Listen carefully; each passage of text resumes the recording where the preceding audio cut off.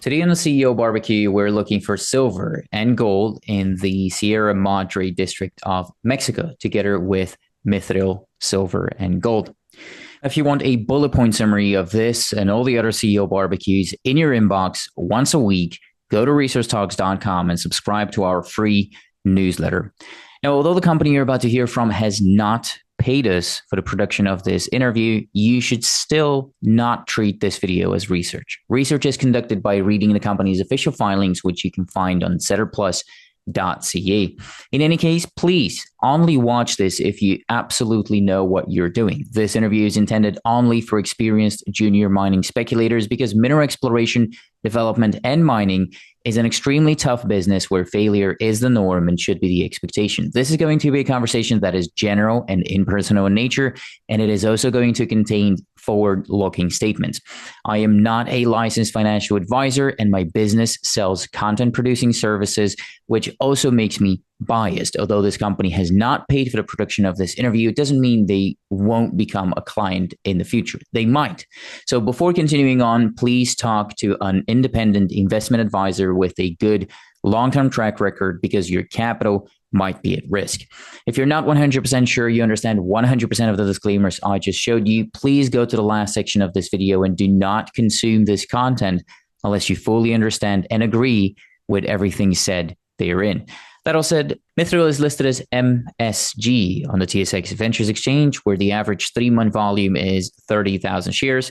But it's also got an ASX listing as MTH, where its 3-month average volume is much higher at 425,000 shares. For the sake of this conversation, though, I'll be focusing on the TSXV, where the stock's 52-week high is 75 cents and its 52-week low is 28 cents. With a market cap of just over 70 million Canadian dollars and 146 million shares outstanding, today this is a 48.5-cent stock with a 50 and a 200-day moving average at respectively 44.5 and 41 cents, which means the stock is now trading above both of them. In terms of ownership, board and advisors here are noted at 15%, and institutions and high net worth individuals are at about 40%, leaving another roughly 40% in the hands of retail. As of March 31st, there were 54.6 million warrants. That's mostly concentrated in two large chunks. So there's 25 million at 20 cents expiring in the spring of 2027, and then 12.5 million at 75 cents expiring late next year. There was about 3.5 million options outstanding, with the largest chunk being about 1.5 million of them carrying a 20-cent exercise price and a May 14, 2027 expiry date. Now added to the 146 million shares outstanding, that brings the number of fully diluted shares to 206 million, meaning an increase of about 40% in shares outstanding could occur if all diluted securities get exercised, which would then result in about a 30% ownership dilution. If that is always a big if, of course, but if all dilutive securities get exercised. And naturally, none of this accounts for potential dilution down the road, which is not unlikely given that this is a pre-revenue company that operates in what is a very capital-intensive industry. Talking about capital, I'll now go through their latest financial statement, which shows me the numbers as of March 31st, at least on Setter Plus. But I do believe that on the ASX, they do have a more updated version of that. At the time, though, March 31st, the company had in total about 15.3 million Aussie dollars in current assets, mostly in the form of cash and cash equivalents to the tune of $14.2 million, with receivables and prepaids making up the rest. However, worth pointing out, the cash situation has changed since the effective date on these financials, as Mithril closed an 11.5 million Canadian dollars brokered private placement. In terms of liabilities, the current liabilities side of the balance sheet had just about $1 million on it, mostly in accounts payable and accrued liabilities, and there aren't any non-current liabilities that I could find, so that means no long-term debt. Moving on to the P&L for the 9 months that ended on March 31st, the net loss for the period shows as 1.5 million Aussie dollars, but that also includes some income in the form of interest, as well as some non-cash costs such as depreciation, and there's share-based payments in here as well. So I then calculated the actual out-of-pocket cost to be pretty close to that number at $1.46 million, or an average of about $163 100,000 Aussie dollars per month. Exploration costs here get capitalized, so it is note 7 of the financial statements that provides more insight into that, with the total cost additions for the 9 month sitting at $5.6 million. But sadly, no breakdown per category, although I know that they were drilling during that period, so I'll assume drilling was a big part of that cost. All in all, that leaves the exploration to administration ratio at about 3.8 to 1, which means just under 4 times as much money was spent on exploration costs last year than what was spent on keeping the lights on. So that's about an 80-20 split in favor of the money that's gone into the ground. As always, though, please don't blindly trust or rely on what I'm saying here, and go to setterplus.ca, where you can find the company's official filings and do your own due diligence, or look at the ASX filings, which are also on the company's website. Enough accounting for now, though, because I've got a brief company overview here. And as mentioned earlier, the focus for Mithril is Mexico, specifically the Durango state in Mexico, where they own 50% of the Copal Queen or Copal Queen. I don't know how I'm supposed to pronounce it, but we'll figure that out later, John. And that's their main project, and that's, as you might expect for this part of the world, it's a low sulfidation system. And it also carries a resource in the ballpark of 2.5 million tons at, call it roughly 7 grams gold equivalent per ton, for about 500,000 ounces, with a 2-gram cutoff, split between 2 deposits called El Refugio and La Soledad. And that's also across the inferred and the indicated categories, of course, with most of it in the inferred category. That's not it, though, or at least so does the company believe, because they say this thing is open both at depth and along strike, which is also why the 2025 plan, which is currently ongoing, is to drill over 35,000 meters and try to grow that, as well as publish an updated resource later this year, which of course is going to be a big part of the conversation later with John.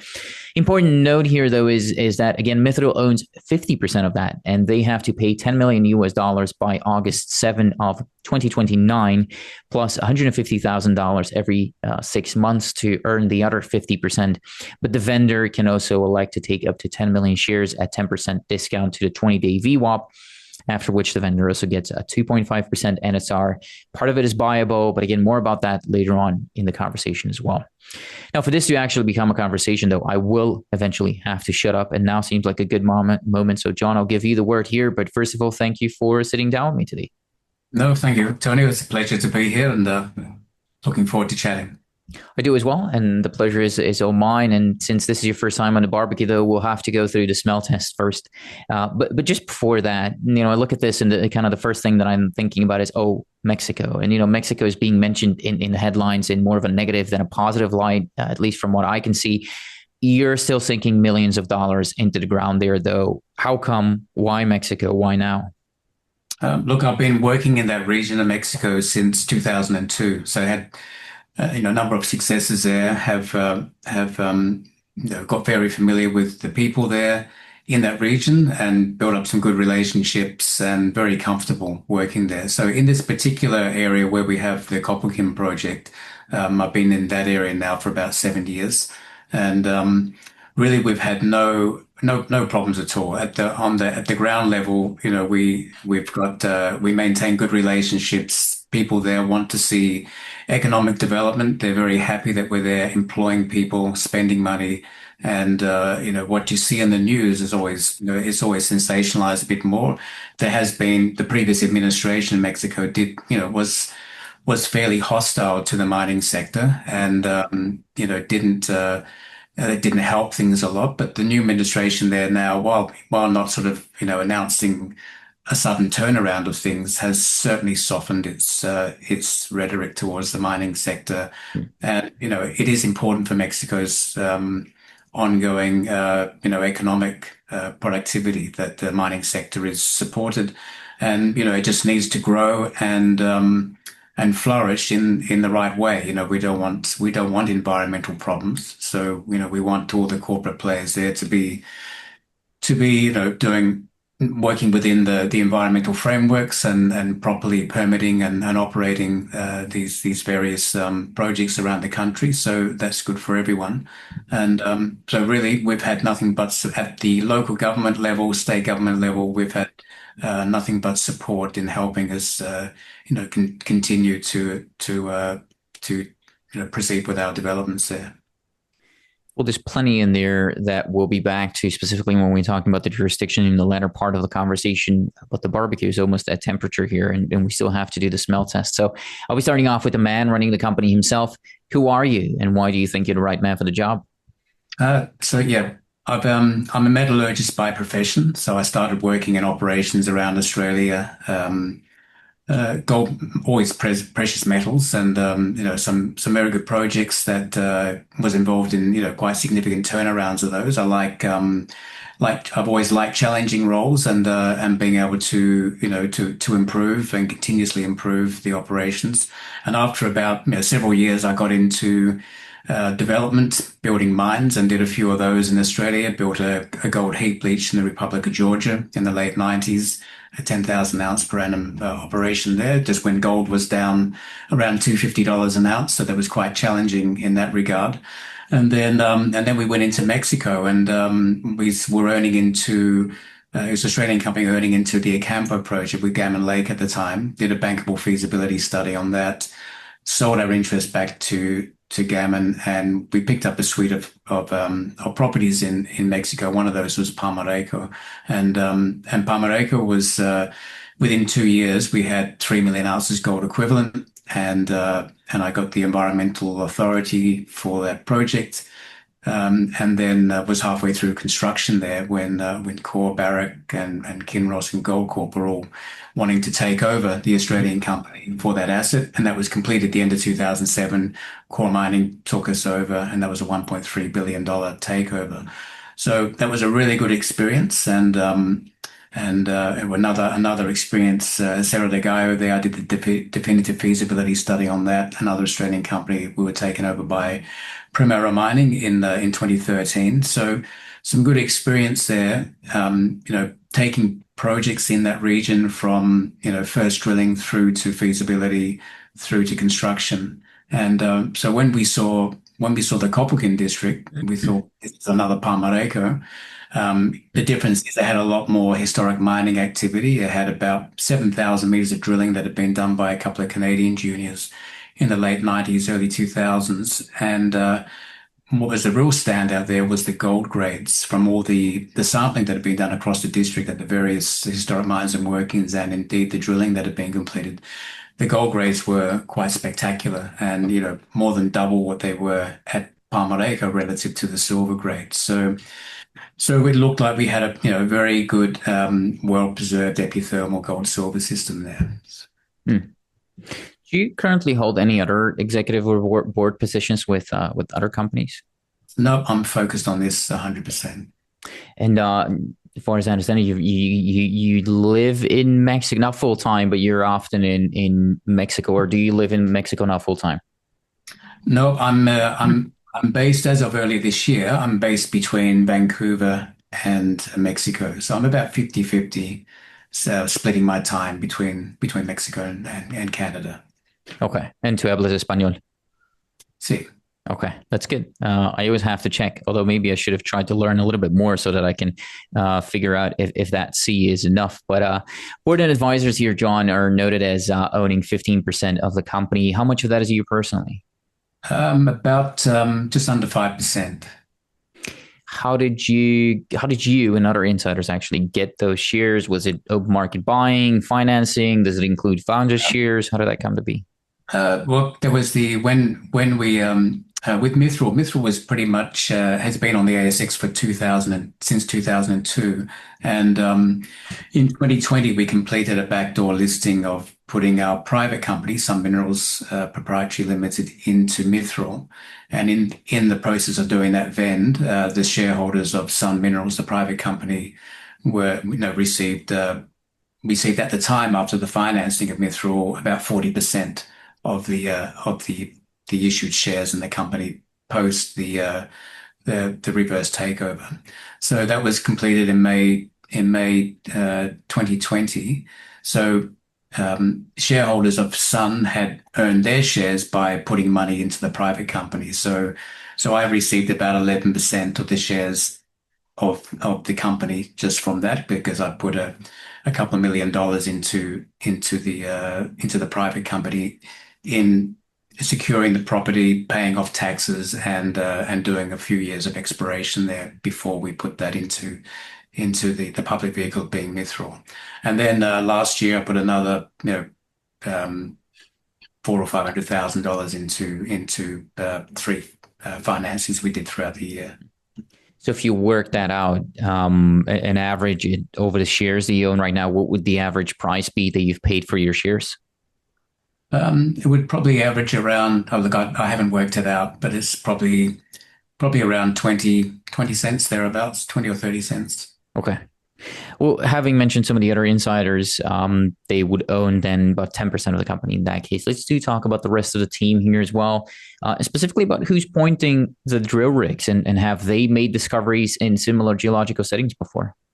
Yeah, so our technical advisor is a gentleman called Colin Jones. He's based in Ottawa, in Canada. He worked with Dundee Goodman for many years. He's involved in a fund out of Perth in Australia that he provides technical support for, and called Arimco.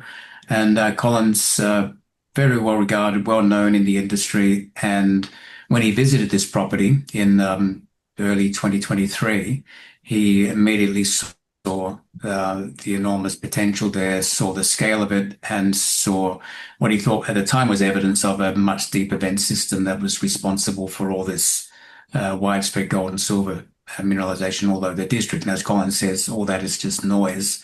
It's just something that's quite more significant that's underlying all this, the conduit or the feeder system for this. So Colin's, he's the driver of the big picture geology there. And with his extensive, global experience, as he says, the rocks are the same all over the world, and these epithermal gold silver systems, they're not unique. There's plenty of analogs for them, and a lot of technical information around now that supports this. So that's really the overall sort of overseeing technical expertise that we have there. And then on the ground, we have a team of 8 Mexican geologists, all experienced in that Sierra Madre trend, this type of mineralization. A good bunch of most of them are senior geologists, and we've just recently, earlier this year, recruited a Canadian geologist, Darren Lafort, who's the exploration manager for Mithril, and he's the guy on the ground spending most of his time there at the project, and working with Colin and our other external consultants supporting the resource development, the 3D modeling, and so on, and then putting it all together. Do any of them, or you personally, or any of the other insiders, own a royalty on any of the projects that you have? No. No. Well, coming from, I recently did not too recently, but I did an interview a couple of months ago about the differences between ASX companies and TSX companies. And it's always funny to me when I bring up, insiders owning a royalty on the company's project, but then personally to Aussie people, because they're always shocked about it, because you guys just don't do many of those things, which I can appreciate. Anyways, do insiders, board, or executives provide services to the company though, outside of your regular management activity? Like, and again, I'm talking about other stuff here that might be conflicts of interest, your helicopter camp, marketing, anything else of that sort. No. Okay. Still on the same topic, still within our smell test, and still talking about incentives, and specifically 2025 incentives, given that you're planning an updated resource by the end of this year or Q1 of next year, which I hope we'll also talk about later on. But how do you measure success? As in, are there any milestones? Like I've heard you say before that you want to double that resource, but is executive compensation going to be structured to reflect that? As in, are there bonuses that are going to trigger once you hit 1 million ounces or something else? No, currently there's no performance-based incentives there for any of the senior management or directors of the company. When you say currently, does that mean you want to change that? No, we might look. We do have an employee share scheme, so there will be at some stage we will issue shares for the first time to our work to certain members of our workforce. So they usually typical the Aussie way of doing it, more because it's tax effective, is to issue those options at least a 50% premium the exercise price on the price of the date that they're actually issued.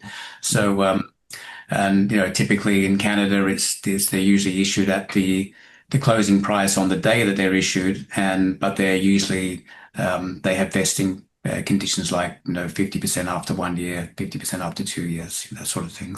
Yeah. So yeah, we'll work that out, but that would be the first time we've done a round of options like that for employees under our employee share scheme. So currently, it's no bonuses. It's just a flat fee essentially that management and insiders make. Yeah, there's no performance rights. There's no bonuses or anything like that. Good. Well, as the business develops, and this actually reminding me that we might want to move forward from here on out, but as the business develops, it'll be interesting to see how that changes as well. But again, this might be a good segue into talking specifically about the business plan here, as we've been kind of mentioning it here back and forth. But what is it that you're really after? Is it sort of a defined sell strategy, or do you have bigger plans? For the company, Yeah. yeah. So what we're doing here, I mean, it's similar to what we did as the Australian company that I was involved with before, Bonnie Gold, was that we knew we had a company maker project, and that's what we think we have here with Koppelkin, and we'll proceed with it as if though we are going to put it into production at some time in the future. So we're constantly doing work looking at de-risking it. And in fact, the first time I looked at it, the first thing I look at when I look at any project is where's the power going to come from? Where's the water going to come from?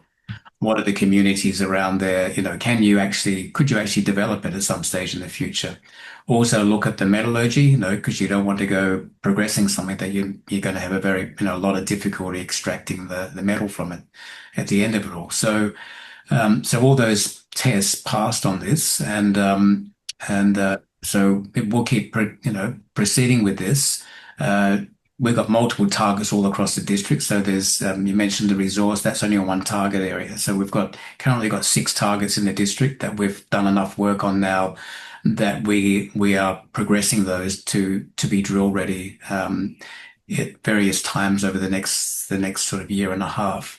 And then there's further upside beyond that. So, as a minimum, we're looking at defining, within the next 12 months, something like, 2.5 million ounces would be, is a target in the near surface type mineralization in the top 300 meters or so, similar to what we have at the mineralization we have at the target one at the moment. And then, but the big picture there, if we can, get onto defining the geology, the district scale, geologic model for it, then we could be looking at multiples of that.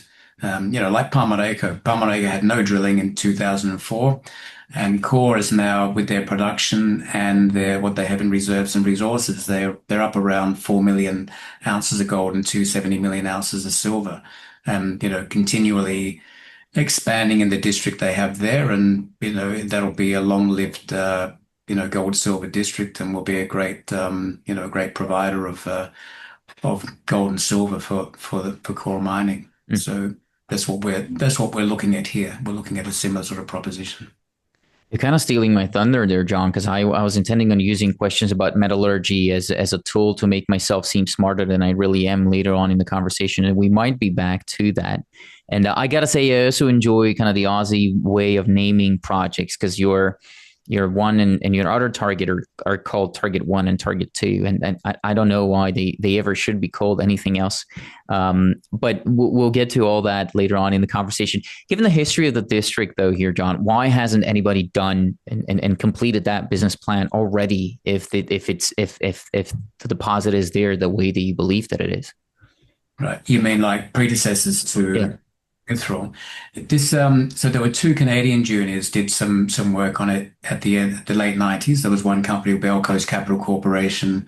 They did a year or 2 of exploration work there, did some drilling, and they around the gold price being as it was at the time, and the Bre-X scandal, they changed. They left the property and they focused on something different. I think they became a copper focus in Peru or somewhere. And then another company after that was UC Resources, and they were at the same time were trying to get a tailings retreatment plant going in Mexico called La Yesca, and they had all sorts of problems with that, and they ended up I think they went into administration. They left the contract registered on the concessions, and so the vendor of the concessions, a gentleman in lives in Chihuahua City in Mexico. He had a hard time trying to get that cleaned up so that another public company could option the property and progress it for him. So it sat there for about 10 years, accruing mining duties that were owed to the Mexican government. So by the time I came along and looked at it in 2017, it had about $1 million of taxes owed on it, and had this contract registered on the concessions. I knew a good mining lawyer in Mexico, and we worked together to get things in order. We paid off the taxes. We got it cleaned up and we got it ready for a public vehicle, which is, by about 2019 is when we signed the agreement with Mithril to vend our private company to Mithril. Mhm. At what stage do you believe it would be reasonable to expect a project like yours, again, in the jurisdiction of yours, to be taken out? Like, is it that updated MRE? Is it a PEA? Do you have to take it to PFS? Something else entirely? How do you see that? Look, I think because we've got a good cash balance now, and I think if there are any corporates looking at this, they'd probably want to see us spend the money we've got there, and we're putting most. You gave a figure of about 80% going in the ground. It's probably a bit higher now because we've got two drills operating on the property since brought the second drill in April this year. So we are putting, by far the biggest share of the cash we have into the ground and growing this. So they'll want to see, how we progress with it, and at least for the next 12 months.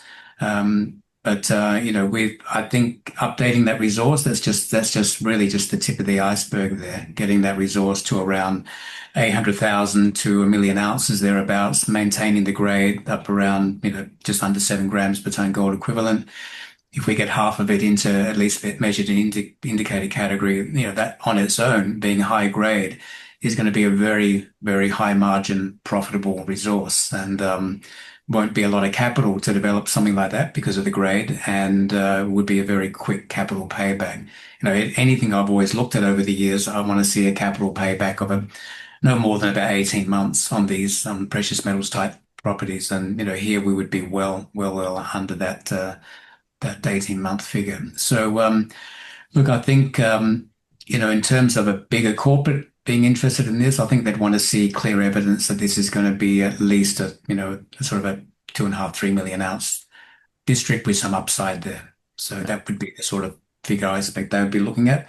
But from our own point of view, we don't have the for sale signed up. We will progress this as if we are, we do want to. I'd love to put this into production. And I can see we've already done our own, internal assessments on it. We can see where we will put things. We haven't done engineering studies yet, but, we've got a good idea about where tailings storage would go, where the plant would go, where we'd get water from, where power would come from, a bit of an idea on the sort of capital that we required for that. And, but until we do this resource update on this target one, we won't do any further sort of work on that, because that resource is the basis for any sort of future economic study on it. But you do think that it makes sense for a future producer or developer or a current producer to start having a look at you once you're sort of at that critical scale, which you say is what, 2 to 3 million ounces? Is that when you think that things really start getting serious? Yeah, I think if we can see clearly what I'd like to do. I mean, my objective really between now and the end of the year, early next year, is to have done enough work in the district, which includes that resource update at the target one area. So done enough work that we've got around 1 million ounces in resources there at that target one, and they have done enough drilling in at least two of the other target areas so that people such as yourselves, can look at it and think, okay, geometrically, with the drill results that are there, the grades, it looks like these two other target areas are going to be at least similar size to what target one is. So that's really where that figure is coming from, and that makes it a very very attractive proposition for investors, for anyone looking at to invest in the precious metal space. to have something like that, and then to still have considerable district scale upside beyond that. So, the important thing we have here is we've got to keep the momentum there with the exploration work, keep well funded, and be able to, show that we are capable and of taking this all the way through. Well, you meant, where do you think that most of that growth is going to come from? Is it specifically target one, and then within target one, where is that growth going to come from? That's what I'm thinking, because you mentioned that it's open at depth as well as laterally. So where's your targeted growth in ounces expected to come from at depth, or is it mostly lateral extensions that can help you get to that critical mass? This is just at the Target 1 area or across the district? Across the district, but also at the target one area. So maybe we can start with the target one area. Where's most of the growth going to come from there? Are you going deeper, or do you have to extend it laterally? And then moving on again in the district, target two and everything else that you might have, would they have to go way deeper, or is it mostly laterally that you're thinking? No, we see that the resource we have there at Target 1 is essentially in the top 300 meters there. We have gone a little bit deeper on that, not hugely deeper. We do see evidence that as we go down deeper, the veins become more discrete, more intact, and quite high grade. So what we've essentially drilled there is a bit of a diluted version of what we can expect as we go down a lot deeper there. But we have grown it laterally. You mentioned there's two main parts to that target one. There's La Soledad, which is a northwest trending steep structure that intercepts the broader east-west Refugio structure. And that's what's all in that sort of target one area. And that east-west structure actually extends all the way across the district. We've traced that all across the district there, probably for several kilometers. And but we do have all these numerous northwest trending structures, which are important features in that region, as a control for the gold and silver mineralization. So we'll by the time we'll have finished our drilling there over the next couple of months, we'll be most of the extra ounces will come from filling in some gaps in the resource block model where there was insufficient drilling previously, and also extending it on that eastern side, and we're yet to go out and do some step out drilling on the western side of that, which will be a lateral extension there. So we don't want to go too deep there because they're more expensive. It's slower drilling, and we get that update there around 800,000 to 1 million ounces. That'll be a good place to leave that resource at that stage and focus on developing these other targets across the district. So we've got, as I mentioned, currently got 6 targets there. So immediately south of there is target 5 and down to the southwest. That's a much lower elevation. And what's interesting about that is that we can see there, because the top has all been eroded off, we're down into the granodiorite intrusive rock there. We can see more clearly the underlying geology that probably exists all across the district, and we can see these multiple parallel east northwest trending veins there. We've sampled those. It's more silver rich. It's about double the silver value there relative to the gold, which is the opposite way around to where we are in the upper elevations, where we are in that current resource at Target 1. So, and then across the other end of the district, we're much higher elevation, more gold rich. And where Target 3 is, we've got quite a complex historic mines all in that area there. A lot of veining at the surface, mapping and sampling work is going on there. And we'll be getting that ready to drill later this year. So Target 5, Target 3 will be our next drill focus. And once we finish the resource update drilling at Target 1, and then we've got another few targets in the district that we've already got some very high grade channel sampling results from inside the old workings and at the surface, and those are shaping up to be very good as well. So. I do have a couple of questions about your currently ongoing drill program, so we'll get back to this. But just still thinking about the business case and what ends up happening here. Who do you think needs an asset like this? And I understand this gets way into the realm of hypotheticals, and it's very forward looking and all that. But again, looking at the current lay of the land for producers or developers, if you do eventually end up selling it, who buys it? Who could benefit from owning an asset like this? Look, there's if you just look at who's doing what in Mexico, you got First Majestic Silver took over Gatos Silver. We got Torex has just taken over, a small company, Reina Silver, and just announced their takeover of Prime Mining. So obviously those guys are active, and then we've got Core that's acquired Silvercrest, for the Las Chispas property. So there's three companies there. They're obviously active. They're in Mexico. They like Mexico, and they're building their companies on Mexican precious metals. So they're the logical ones there. And then of course Agnico's there with Pinos Altos, and those they're active in Mexico as well. They've also got joint ownership of San Nicolas with Teck. So they're likely to be wanting to add other um, other other inventory to their gold and silver resources.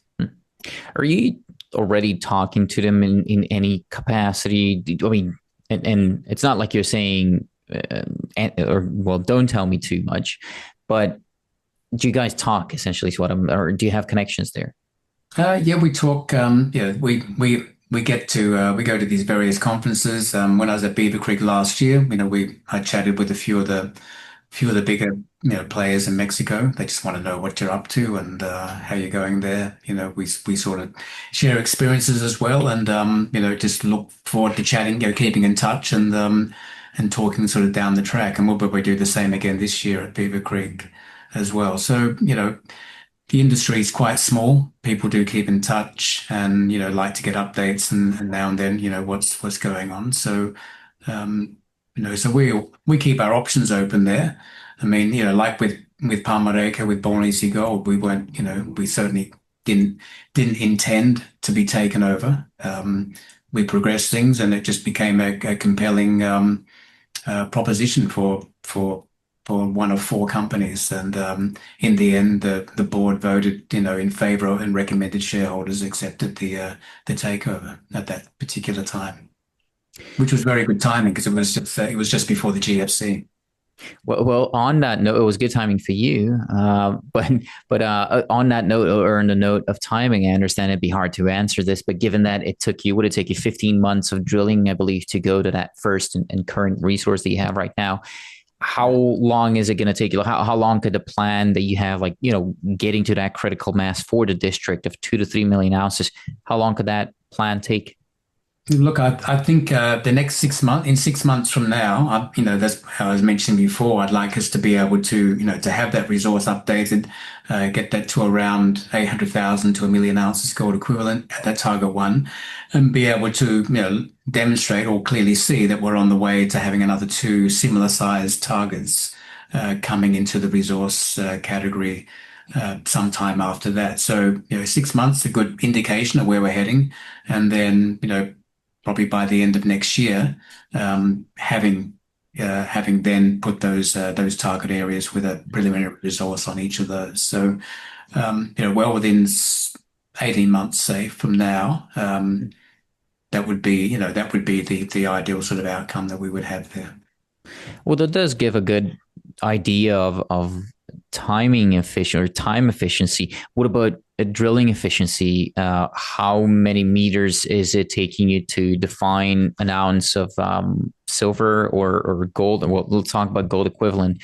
But yeah, how many more meters do you have to drill if you keep performing at the same efficiency that you have so far in order to get to that 2 to 3 million ounce target? I'd say about given what with our experience on the first target there. So, I mean, you can do an inferred resource, on quite not a huge amount of drilling, and so we want to get a good chunk of it. We're probably not going to go do too much work to get it beyond indicated because getting it to measured is probably not appropriate at this stage, not a good use of funds for drilling. So, to get indicated resources, I think by the end of next year, with the rate we're drilling at, and with a third drill coming on early next year, we would be able to do between now and the end of next year 70,000 meters of drilling, and that would do it. That would be more than enough drilling to get two other areas into, with a their maiden resources on each of those target areas, and also keep doing our district-wide sort of testing and geologic model building type drilling that needs to be ongoing across the district. What is it that you're paying per meter drill, and that's all in assays and everything? All-in costs with so we factor in the drilling contract, we factor in transportation, assaying, around it's less than just under $200 per meter. 74, 14 million bucks essentially is what you're thinking. So 70,000 meters. Yeah, 14 million bucks. Does it sound right? Yeah, that's about right. Just for their drilling costs. Yeah, that doesn't include overheads. Yeah. And well, overheads, I mentioned what about 163 a month.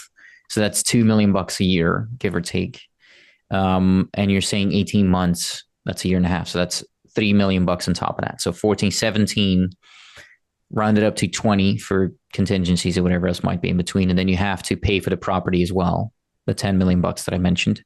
So another, 30 million bucks needed to get to that point, essentially. Would that sound right? No, it wouldn't be quite that high. I mean, look, I think by the end, like by this time next year, I've got to convert to US dollars 'cause I'm thinking in Aussie dollars. But by the middle of next year, between now and the middle of next year, we can drill another 45,000 meters of drilling. We're fully funded to do that. And by that stage, we would have, we may not decide to but there's a lot of factors we have to consider before we push the button on saying, let's do a resource estimation on this particular target. But by that stage, it would be quite clear, what we're looking like having there in resources in those at least two other target areas in the district. So, we'll have done the update on target one, the update resource drilling there, and we'll have done sufficient drilling in two more of those target areas. I don't know if I'd want to go to the commitment and the cost of just focusing on getting resources on those two additional target areas, because we have so many targets across the district. So I would like to, with that drilling we've got to do between now and the middle of next year, is put some more drilling into at least two more of those target areas we have there in the district. Yeah. And on top of that, I want to do a program of work to drill and start developing an understanding and demonstrating we understand the conduit system or the feeder system that's created this incredibly widespread gold and silver mineralization all across the district, because that's really the big picture there. So we don't want to miss that opportunity to do that by just focusing on defining, discrete the resource areas across the district. Well, what I was getting at by kind of trying to get a rough lay of the land in terms of finances is again thinking about how much money do you have now versus how much money are you going to have to raise between now and kind of the completion of that business plan. So I'm still on that topic of business plan, but maybe we can talk about how you think about financing the company going forward strategically. I mean, is it a strategic investor, a royalty, a JV, straight equity, something else? How do you think about financing? We look at the work programs we do. We look at them in discrete sort of blocks of work. So we're funded to do a certain amount of work, and we want to try and we want to achieve our technical goals, but at the same time we've got the eye on the valuation of the company, and we're thinking about straight away after our recent financing. I'm thinking about the next one. What price are we going to be able to do it at? What are the market conditions going to be like? Trying to get a bit of an idea there, and really just sort of we have to sort of be considering different scenarios as to what may happen in the markets, what may happen to the availability of funds for at the junior end of the market as well, and we want to ensure that we are properly funded to keep this as a going concern. I mentioned before, we have 8 geologists that are on the ground. So, that's quite an overhead to have there. And we want to maintain that because that's important. If we don't keep doing the work on the ground, then we don't have the drill targets properly developed to justify putting a rig there and drilling an expensive drill hole. So we think of it in that terms, and as far as funding requirements, really it's just in blocks of programs of work. So we're fully funded to do our next 6 months of drilling there with certain objectives to achieve by the end of that 6 months. So if we achieve those objectives, we should be, in a strong position in the market sense, as far as what our valuation is there. And then we can look at our options then as to how we want to bring in the next lot of funding that sees us funded beyond the middle of next year to do the rest of the work we want to do there. Mm-hmm. What about the options and warrants that you have right now outstanding that I mentioned at the beginning? Are you expecting that to be a source of capital in the meantime? Do you have any other provisions that you can call them in early or something else like that? Yeah, look, there are ways of doing incentives to get, if we want to get people to exercise the options. They're currently the warrants or options we have there that are in the money. There's about if all of those were exercised today, that would bring in just over 8 million Australian dollars. So that's what's sitting there in the money options there. So it's quite a lot, and there's also a couple of chunks that are going to be expiring at the end of this year, which aren't in the money. So that will drop off. There was some from I think it was late 2022. Those ones will be expiring. I think there was 2.4 million options there, which will drop off. So I mean that's the other thing we have there. Another opportunity to if we want to get people motivated to exercise those. I mean a lot of those expire in May next year, so that will sort of force that to happen anyway. So I suspect we'll get a good chunk of income coming from those between now and the end of May next year. And then otherwise, there are various opportunities you have. If you do have, high quality resources there, you do have then some other options you can consider there for funding going forward. I was actually surprised to see a previously only Aussie listed company with warrants on the registry as well. How did that come to be? Do you mean in terms of that are associated with financing? Yeah.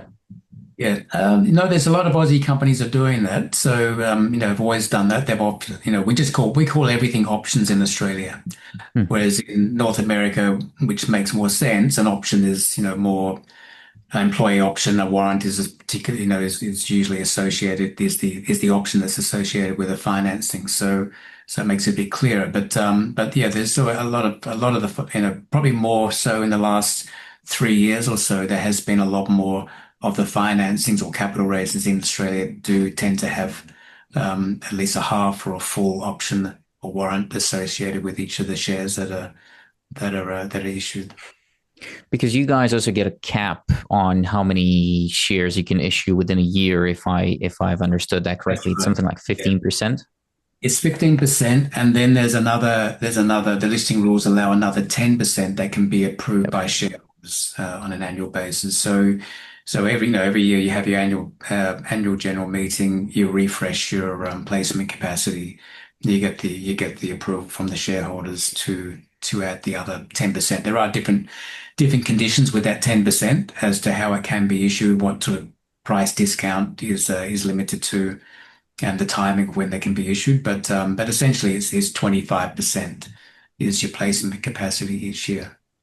Well, but you being dual listed now, does that mean you still have to live by those rules as a company, or could you issue more shares in the TSX, or how would that work? No, it's still company wide. So the shares are all fully fungible between the two exchanges. So we are our total shareholding is between both exchanges. Mm-hmm. So it's the total. We use Computershare to manage our share register in both. They cover both jurisdictions, so it's fairly straightforward. Yeah. Well, I I'm an accountant by training, and it's been many times that I've thought, oh, this should be straightforward, and then it turns out to be nothing like it. I suppose in metallurgy it's the same. Why I'm asking that though is because if what if those warrants options, whatever you want to call them here, if they get the dilutive securities here, if they get exercised, doesn't is that even a risk? I mean, doesn't that cap your ability to finance yourself through equity raises? Because if a lot of them get exercised, next year or the year after that, that doesn't leave too much room for just clean equity financings. I know they're included in that issued capital allowance each year. So Got those it. options they've already been issued. So they counted towards our 25% capacity we had in that year that they were granted or issued. So that's already counted. So even though they'll get converted at some stage in the future, or maybe not, that doesn't again contribute to the placement capacity that you're allowed to use. Right. So it does. Oh, so it doesn't go forward when you actually exercise them. It's Yeah. when you issue them. Okay. That's Okay. right. So if I did a financing now and there was a half warrant attached to, for each share, then that total is totaled up and that has to fit within the placement capacity we have. We Right. have because Okay. that's potentially what could be out there as issued paper. What is the reason for the dual? What was the reason for the dual listing in the first place? By the way, was it opportunistic, or do Aussies, I don't know, no longer like Mexico or something? Yeah, look, it's previous experience we'd had with Aussie listed companies that were focused on Mexico. We ended up with Bolnisi. We put the Mexican company into a CPC called that Palmarejo Silver and Gold Corporation in 2005. I think we did that, and then that was 80% owned by the Australian company. We raised money in Canada and then continued to fund Palmarejo out of North American equity.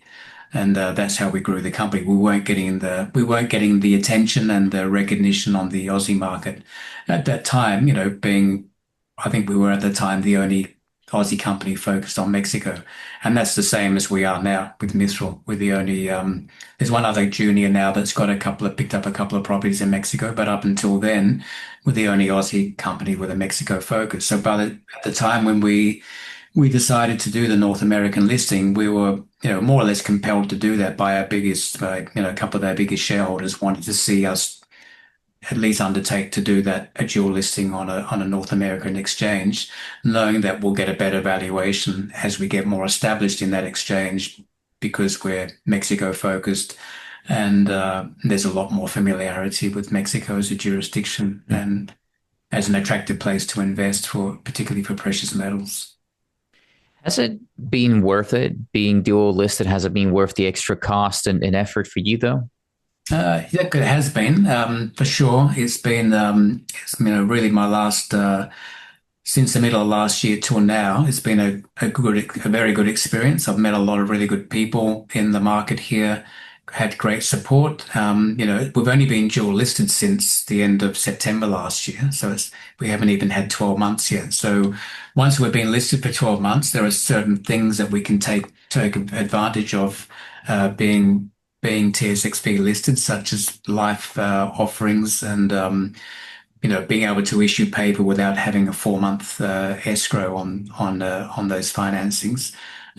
So there's it's still early days with that. We don't have a lot of liquidity on the TSXV at the moment because we most of our shareholders are long-term shareholders. Certainly our Canadian shareholders are. So there's not a lot of free trading paper here, although it's gradually building up. There are, we are aware of some Aussies that are selling stock into the Canadian market. Some of them are just and then buying it back in the Australian market. So that happened a lot, with these other companies I've mentioned previously. So that's sort of happening now. So it'll gradually pick up. As more people get to know the story, there's more stock shunted across from Australia to here.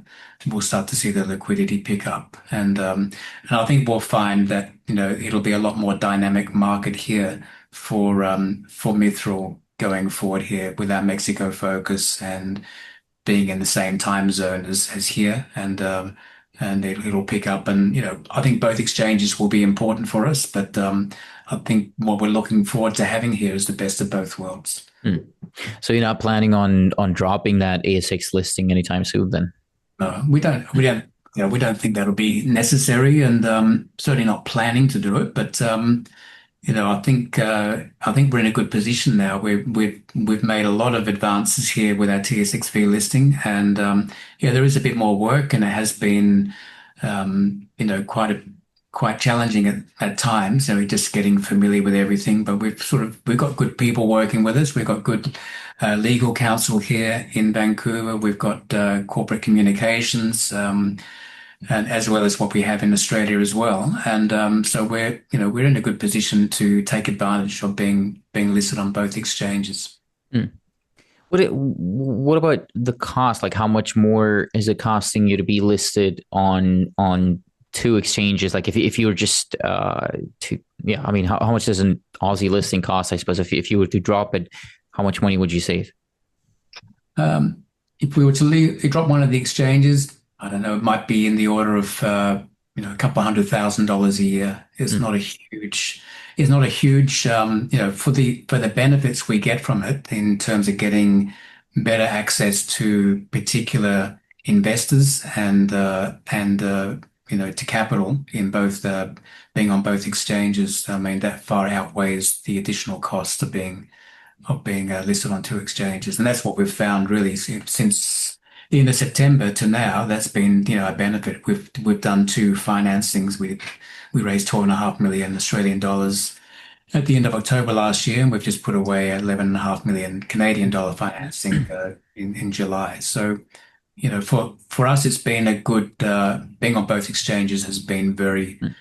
very good for us. We've brought in some very high quality institutional investors, which is quite, it's good for a company at our stage, our valuation. I mean, it's good to have those names on our shareholder register.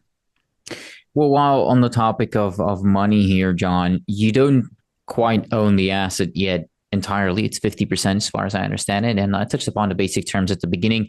But what else is in there? Maybe just kind of walk me through it. Are there, I don't know, contingencies or failure scenarios? What if you miss a payment? Are you fully committed to making it entirely yours? Talk to me more about that. Look, the vendor is someone I've dealt with since 2017. He's a good friend. He owns about 3% of Mithril stock. He's put his own money into this along the way. He's been very supportive of the various things we've had to change to the agreement to satisfy, first of all, when we vended our private company into Mithril in 2020, we had to make some modifications to our agreement.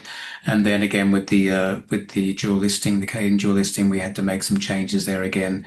So along the way, we work together. We keep in contact every month. I get down to Mexico. We catch up for breakfast. So I've honored our agreement, the one we signed, we shook hands on and signed in 2017. That's what he's always been happy with, is that, his previous experience with public companies have been that, the last one he was involved with, tried to steal the project from him. And, so he wasn't very trusting initially, but we brought up a high level of trust and respect for each other. And so he wants to see this, proceed all the way through, so he's been very supportive and helpful to the changes we had to make. So initially, when we first did the option agreement, it was just, there was no money, to buy anything. There was no interest in the concessions. It was just gave us a period of time to do a minimum spend of exploration over a period of time. And over that time, we could make the decision to option and buy 100% of the concessions. And what would he be left at after that would be a 2.5% royalty on the gold and silver production. So we've changed that over the years to he's given us allowed us to have 50% ownership of the concessions just by doing our exploration spend that we'd agreed on. And that was really to make it public company compliant with the ASX reverse takeover we did. And then to get to the 100%, we still need to pay the 10 million US dollars that we'd agreed to pay to buy 100% back in 2017. So back then it looked, it was probably looking a little bit expensive then back in 2017. Right now, at current metal prices, it's very cheap, given what we have there and what we expect to have there over the next 12 months or so. So, um, yeah, we've got till 2028 to August 2028 to exercise that option, and we can buy 1.5% of that 2.5% NSR for $4.5 million US. Hmm. And there's a provision that he or she, will the vendor, could elect to take the payment in shares or something along those lines. Yeah, there's the option to take all or part of the payment in shares, providing the share price at the time is no less than the equivalent of $1 per share. Oh, okay. Right. So if you, yeah, that makes sense, I suppose. If you go above, yeah, that makes sense. And that, so is there indication whether they might want to do it or not, or how do you see that?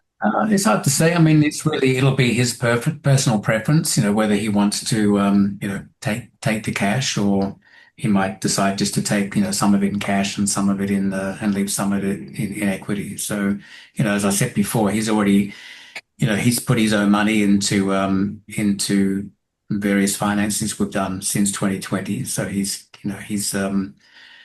taken some of his option payments. We pay him, an option payment every 6 months to keep the option alive, and we pay the concession taxes as well. So sometimes he's taken his option payment in shares, to just as a way of just building up his equity in the company. So, okay, that makes sense. That's something that I was going to follow up with is can he elect to take that option payment in shares as well? I want to talk about more about the currently ongoing drill program here, John, and what the current stance of it is. How much have you drilled now? How's everything going? It's going very well. We can drill we've got two drills there. They're man portable diamond drill rigs. They can drill about up to 650 meters depth as they currently configured. Put an extra motor on them, they go down to about 750 meters. We drill HQ size core down to 350, then we reduce to NQ size core after that. They can do about up to 2,000 meters each per month, which is pretty good.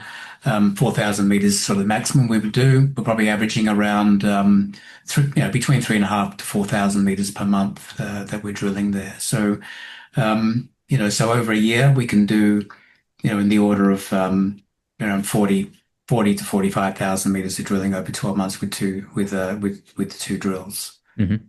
So So that's yeah. sorry. I'm going to say, so in the first 2 years of drilling we did there between 2020 and 2022, we drilled pretty much non-stop with one drill, and we did about what did we do there? About 30,000 meters of drilling in that first 2 years of drilling. And then we restarted drilling again last year in June last year. So since then, up until April this year, we had one drill operating, and so we did in the order of about 18,000 meters or so drilling, and then now with two drills, we're doing about 3.5 to 4,000 meters per month Right. since that year. How are you thinking about announcing assays to the market? Are you going to bundle it hole by hole, and when do you think you're going to have this?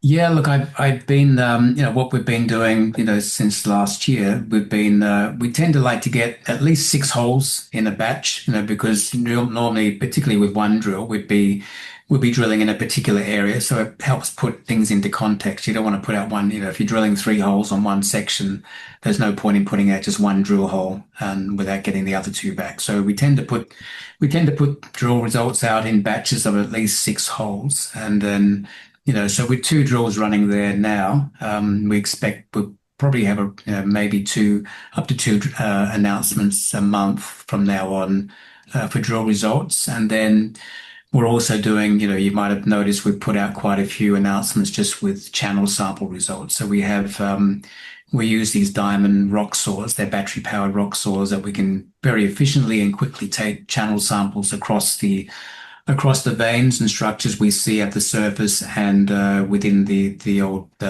historic underground workings. and they're quite they're quite material. They do indicate the grades that we have in those various target areas in those workings, and that's the material that was left behind by the previous miners from over 100 years ago. So it's quite significant. Tells us a good story. It helps us build up our targets there and understand the geometry in particular before we go and drill them. Mhm. What are your expectations for those assays, or what are you hoping for here? What would you consider success? Well, look, we've had some, quite spectacular results from our channel sampling program, so we continue to get good results there. So, say at Target 5, we got a great suite of results we put out there. I think we put those out in June and some in July.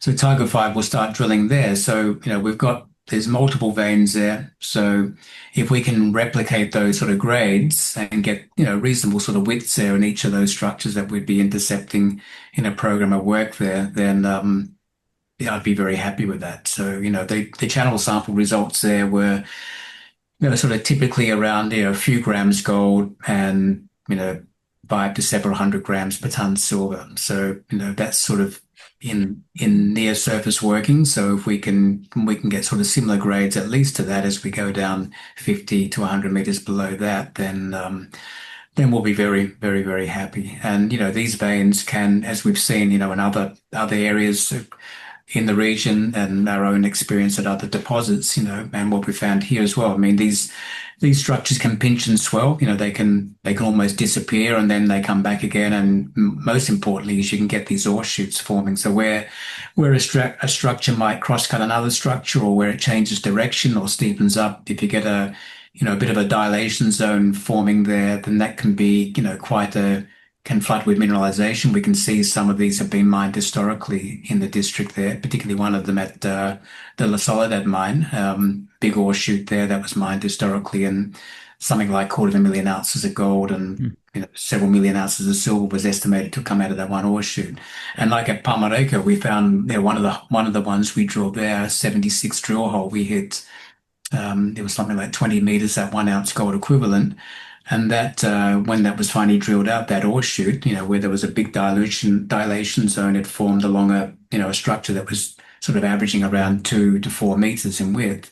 We had about 1 million ounces ended up in that one ore shoot, gold equivalent. So, we ended up with 5 of these ore shoots in that initial Palmarejo deposit there. So, if you can do enough systematic drilling there, that's how you sort of tend to find these things, there's often not a lot of indication at surface to indicate there might be something like that down deeper. But if you can drill systematically, then you've got the opportunity to pick those up. Mhm. And some of the surface geology can indicate it a bit, but we're building up a good surface signature of the mineralization we have there now. We've got a number of different tools there we use on site. We used the LiDAR as well early last year. That was very helpful for us, a high resolution mapping sort of technique. And then we're planning to do some aerial magnetic survey in October this year, which will give us some good information as well. Well, I'm not a geologist, although I do like to pretend at times. And I do have a couple of technical questions here. But given the speed at which my clock seems to be going here, I think we might have to book a separate meeting and get maybe one of your geos on camera and do kind of a geo deep dive, if you will. So I'll just cut to the chase here. But from your perspective now, what is the biggest challenge here? What's really making your life tough during this drill program? Look, it's quite rugged terrain, so there's no secret about that. I mean, the Sierra Madre mountainous trend is quite young geologically, so it's quite rugged. It hasn't, particularly where we are, hasn't. It's there are some quite steep cliffs, and we can't just go and just drive. Okay, we're drilling over here. Let's just drive 4 kilometers, down to the other end and set up the drill rig and start drilling there. We're always planning ahead. We're looking at, okay, we want to drill this target. Where can we, feasibly build drill pads, get the road there to service the drill, get the fuel to the drill, and move the core from it and everything like that. So we have to consider all those things. So that's really the challenge of exploring in this sort of terrain. So that's why we use these easily movable man-portable drill rigs. We don't use any RC drilling there, mostly because, that's reverse circulation, which needs a big air compressor. It's a much bigger footprint drill, but it's quicker. You get a much bigger sample, but you don't get core that you can actually sort of analyze and see, Mhm. geologically what's going on. But it does give you a very quick, return, and cost-effective way of getting assay type sampling, for these various deposits. So like Palmarejo, we used a mixture of that. We used RC drilling and core drilling, and we were able to drive up to that property. That's the reason why we started drilling that one first when back in 2004. And, we had 7 drills working on the hill there within a couple of years, because you could drive them around and move them around quite easily. Whereas here, the terrain's a bit different. But then again, that's why we have this opportunity here. It was more difficult to get access to, besides the legal impediments they had there. That's why it was available there for a company like us to option that and get it to the current stage we have it now. So, yeah, that's really the toughest thing about working there is just is overcoming the challenges of the terrain. When I first went there, we walked in there. Now we can drive all the way in there to the eastern side and to the southwest corner.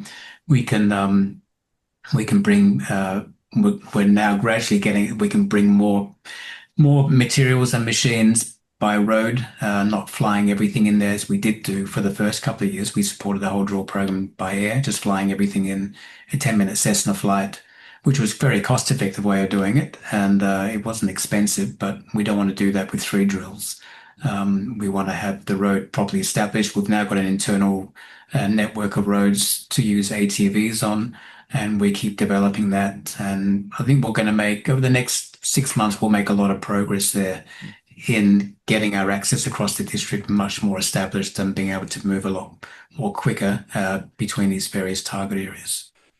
What about from your specific perspective as a metallurgist? What about metallurgy and specifically the nasties here? Are you dealing with any arsenic, bismuth, tellurium, something else like that? Yeah, that's always been a bit of a head scratcher for the geologists, is saying that there's no arsenic associated with this. So there are other deposits that are similar to that. There's not a lot of arsenic here with very, very low levels.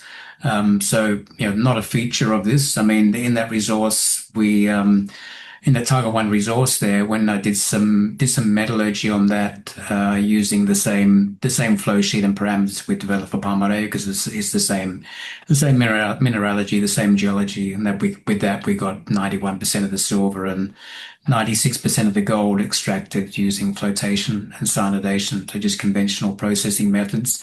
And that's how we're seeing that certainly in the top sort of 300 to 500 meters of elevation there of mineralization all across the district, very similar. As we've got down into target 5, we can see there we've got more base metals there. So we see more copper, lead, and zinc, which is typical with these epithermal systems. So, Mm-hmm.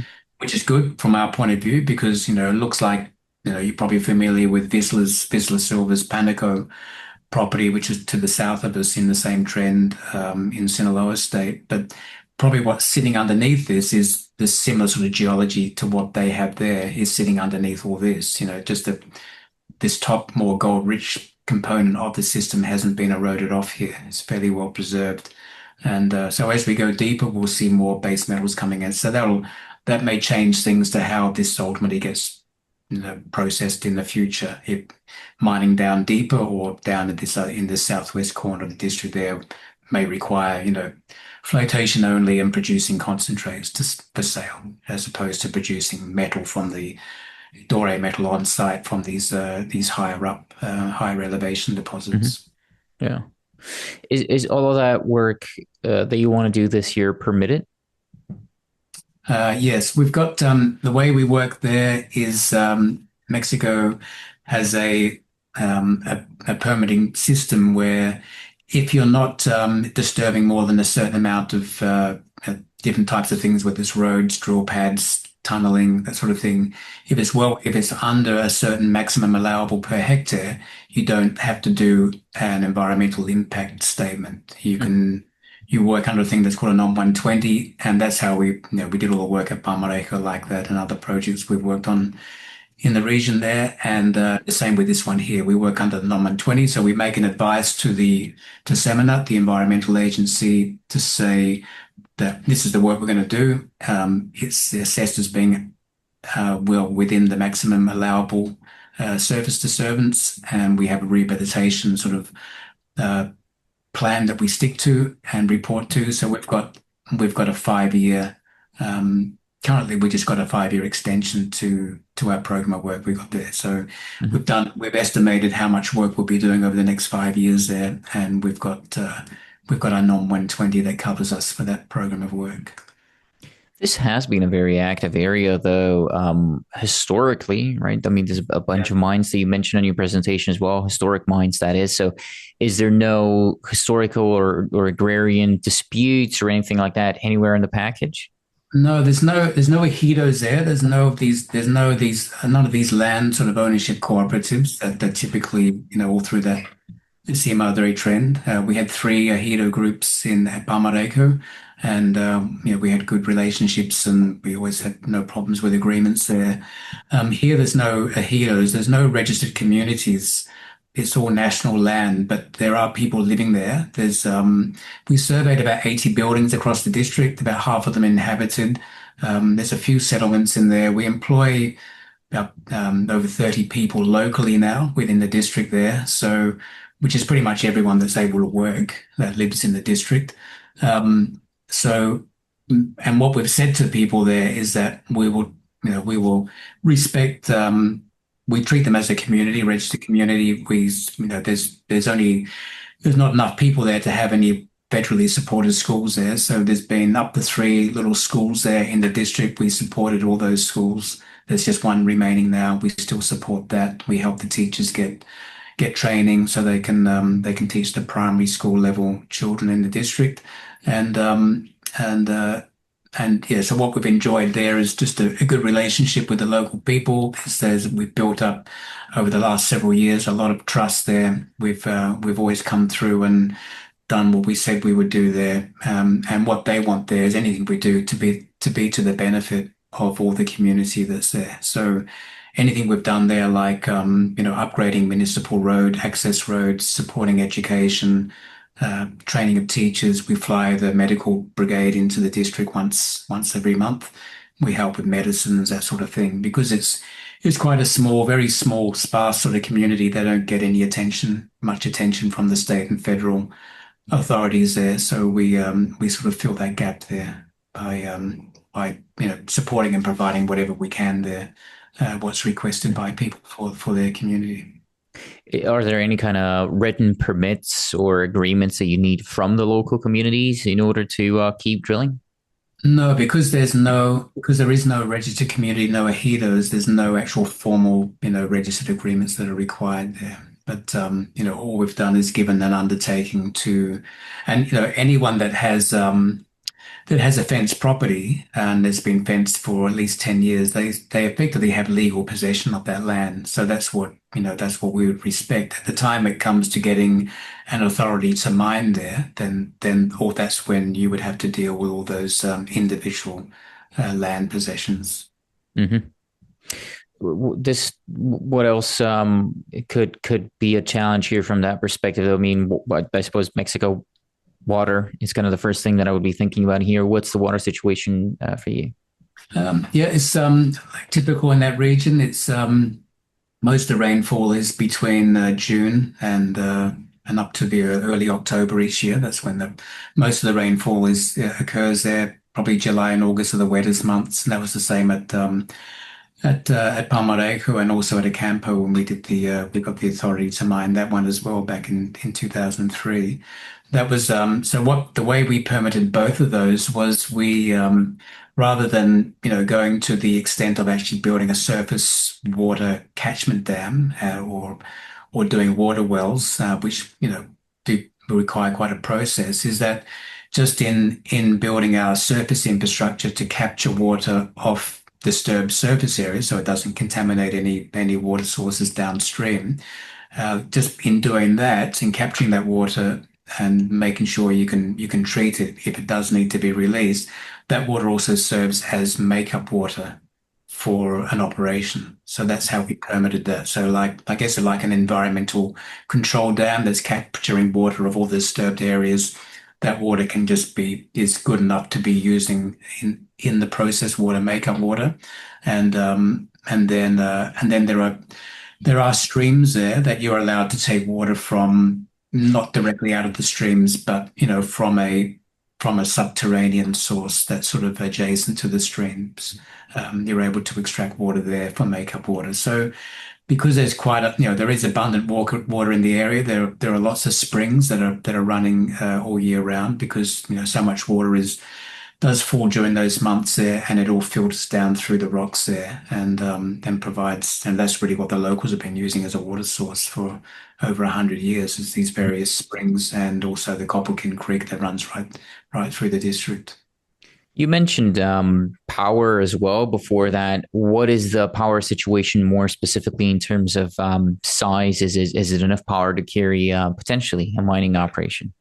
So there's just to the north of us on the National Highway 24, that's 20 k's to the north, there's transmission line that runs along there. So there's further south of us there's a hydroelectric dam, and that goes down to Kulikaun near the coast, and then going back up the other way to the north goes up through Parral and then into Chihuahua. So Fresnillo, they developed the San Julian mine in 2016. They put that into production. That's about 80 k's up that highway to the north of us, and so they upgraded the line in order to get electrical supply for that. So we've only done some preliminary study there. So at the moment there's it looks like there's capacity on the line to support some sort of operation there that may be sort of in the district in the future.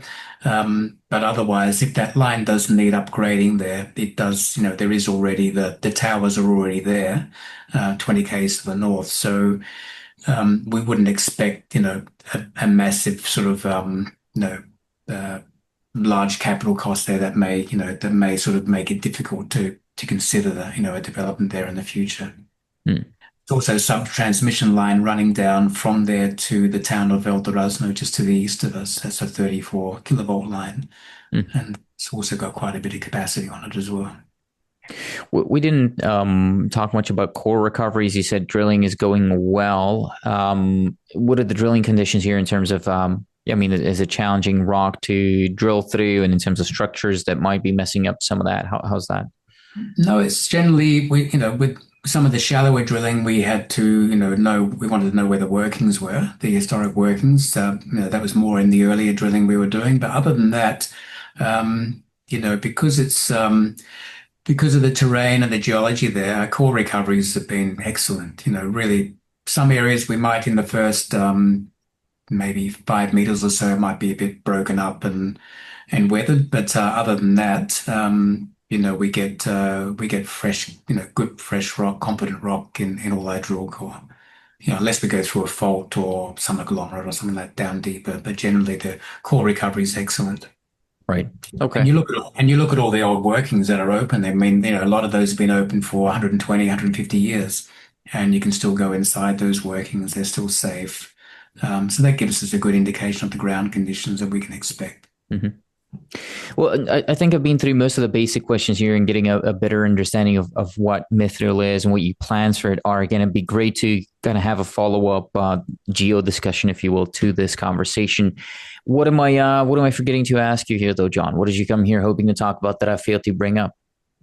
Look, I think we've covered a lot of things. I mean, I guess to sort of summarize, I didn't really talk about, what the LiDAR showed us when we did that last year. I mean, that high resolution imagery, and with its subsequent interpretation, we thought there was about 70 historic mines and workings across the district. And what this revealed, the LiDAR revealed, was there were 7 mine shafts were picked up there. There was 93 mine adits, and then almost 200 surface workings all across the district in areas that we already knew about, but quite extensive additional work adjacent to those. And then in the northern area where we really haven't done any work at all, there's been historic mining activity up there as well. So when you think about the difficulty of access back in the late 1800s, it's quite surprising and impressive that people got up there and did the amount of work they actually did do. So It is, and then for them to go to the effort to do that work, it obviously meant there was something quite, quite attractive there. So, it really does sort of, gives you a good overall view of just how prolific this district is. We do have an entire mining district. It is an historic mining district. It's had a lot of activity. All the mapping and sampling we've done across the district, we keep building it up. We've now extended that 8 kilometers across the district. We've got a mineralized horizon that's 1,200 meters vertical across that 8 kilometers. And, it just keeps growing and growing. Every time our crews go out in the field, they're finding new stuff. And, we've got all the indications here. We've got a long-lived, very long-lived system, and we'll have a very long-lived producing mining district in the future. Nothing's ever perfect, though. Everything has risks and challenges, and I've tried to ask you about some of those. But what keeps you up at night now that the drill program is ongoing? Look, I'm always thinking about where's the next lot of capital going to come from. We've always wanted to upgrade our shareholder base, and we've managed to do that over the last 12 months considerably. Then, you always want to look after your workforce as well. So, I get down there regularly once a month. I like to see everyone. I like to talk to everybody, and, health and safety is important, So as a CEO of a company, you just want to make sure you're never going to have any of your people get hurt working on the ground. So that's important that we're always talking and considering the well-being of all our people. So that's one thing that you do worry about is when you're not there, you just want to make sure everyone is working safely. Well, thank you so much for doing this, John. Again, I'll be looking forward to potentially our next conversation. And for people listening, I'm sure I'm forgetting to ask a bunch of stuff. So please email me or put it here in the comments below this video. What am we forgetting to ask? What should John and I be talking about next time?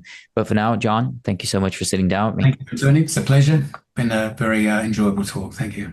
And as always, thanks to everyone for watching Resource Talks. I have a couple of more things to say, though. The fact that this company was interviewed here today does not mean that they're necessarily a good or a bad company. I'm not here to endorse nor attack anyone. I am simply here to ask some questions. If you find that I have failed in asking a question that you would have liked to hear an answer to, which will happen as I'm not an experienced interviewer, please let me know, and I will try to correct that mistake in a future interview. As mentioned at the beginning, please understand that mineral exploration and development is an extremely risky business. Losing money is the norm and should be the expectation. This is a very complex sector, and the performance of individual companies typically depends on many different moving particles, including company-specific factors like geology, financing ability, and many others, really, as well as particles that are outside of the company's control, like geopolitics, macroeconomics, commodity prices, and many more, most of which are nearly impossible to fully understand. Moreover, these companies that typically get interviewed on Resource Talks are in the pre-revenue stage, which means they rely on the public markets for the financing of their operations, which could result in shareholder dilution. Furthermore, as a general rule of thumb, you'll be better off understanding that all company communications online, albeit this interview or their website and their presentation and their social media accounts, or even the social media accounts which you thought were your friends and then told you about a stock, everything really that these companies do is intended as marketing. And although I do not make buy or sell recommendations because there is a clear conflict of interest given the nature of my business, many out there do. And you should be aware of that inherent bias, and you should be careful out there. That bias is not always going to be clearly disclosed with everyone out there. So it is safer for you anytime you're watching any type of company-specific content to approach it with a dose of skepticism and assume that the party telling you about it is biased in at least some shape or form, because there will always be a bias. Again, albeit clear or not. So always ask yourself what the incentive of your counterparty is and never rely on them regardless of their incentives, but instead double check if what they're saying is true, again, by using setterplus.ca. The fact that I have no idea what I'm doing should already be clear to you at this point. I am not saying this to make jokes or laugh with myself. I just simply do not have a long enough track record of consistent investment profits. So I should under no circumstances be considered an authority on anything. Again, although this may sound amusing to you, believe me, it is not amusing and it is not intended as a joke. I'm simply pointing out a fact and warning you not to rely on anything I do or say. Unfortunately, at least to my understanding, nobody out there has any special abilities. The CEOs do not possess any superior knowledge, and they cannot know about what will go up, what will go down, or what will go in circles. Some people even believe that to be rule number one on Wall Street. Nobody really knows. None of us know whether any of the company's activities will result in a success, again, given that we're talking about high-risk activities where most of the times it ends in failure. So unfortunately, try as I may, I won't always catch all red flags or all challenges with the companies. So even if I did ask a few tough questions in here, don't rely on this being all of the tough questions. Again, these are complicated startups with many moving parts, and I am conflicted given the nature of this business. Therefore, I cannot guarantee the quality of anything presented in this video, and you cannot hold me responsible for any losses or damages stemming from the way you decide to use this interview. Viewers, listeners, and readers acknowledge and agree that the information presented herein did not constitute a solicitation or an offer to buy or sell any security or investment or to participate in any trading strategy. Resource Talks and all parties involved in the management of the business strictly disclaim any and all liability for losses and or damages, whether direct, indirect, special, or consequential, or other consequences, however so caused, arising out of any use or reproduction of the content published by Resource Talks or any decision made or action taken in reliance upon it. By consuming this content, all consumers vow to release Resource Talks and all parties involved in the management of the business from all claims, proceedings, or consequences. This is all to say, I know it's a lot of lawyer talk, but this is all to say that you shouldn't blindly trust me or anybody on the internet, and you should do your own research. Once again, social media is meant for entertainment. It is setterplus.ca where you do your research. That's where you find the company's official filings, and I encourage you to read and analyze the Management Information Circular, the financial statements, the Management Discussion and Analysis, and whenever available, the NI 43-101 technical documents. If you don't understand everything in those documents, the chances of you losing money are even higher than they normally are in this space. And as mentioned earlier, the chances of even the best analysts in this sector losing money are extremely high, since this is venture capital and it is not for everybody. I'll leave you with one of Charlie Munger's quotes, which I wish I had listened to more often earlier on, which says, quote, "If you don't understand it, don't do it."